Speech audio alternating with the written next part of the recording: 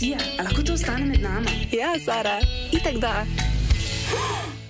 Jaz imam tale lip gloss. Najprej mi ni bilo čisto jasno, kaj je fora tega, ker mi je Sara sam prinesla neke stvari, ki si jih ne bi nikoli sama izbrala, ampak sem ful vesela, da sem jih zdaj sprobala. In to je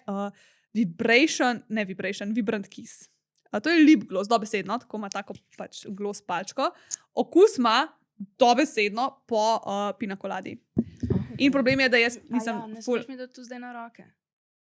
Pa si noš mogla dati več po ustih. Ja, to je pa res. Okay, dobro. Sorry. Ne, redo. Okus je pinakolada in šokantno.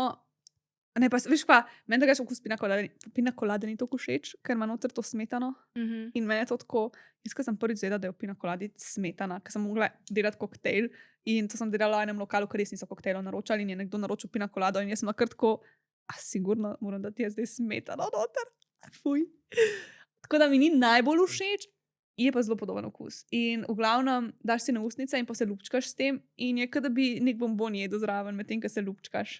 A ja, nima nobenega efekta, tako. Ne. Ni tako, da bi kaj vibrirala pa whatever. Sam tako tak efekt je. V bistvu pač to imaš lahko kakor navaden lip gloss. A veš, ko imaš te lip glosse z okusom, no tam ima res orank okus. Nisem še nobenega lip glossa z okusom probala, ki bi imel tok intenziven okus, ampak v dobrem, ni preintenziven. Je njih tako fajn, res kaj bombonček je. Okay. Tako da, če ga daš sam gor, nič ne čutiš, je kot navaden lip gloss, če ga pa recimo poližeš ali pa se lupčkaš z njim, pa dobiš potem v usta in je tako dober. Tako da, v resnici me je ful presenetil, sem mislila, da mi ne bo všeč.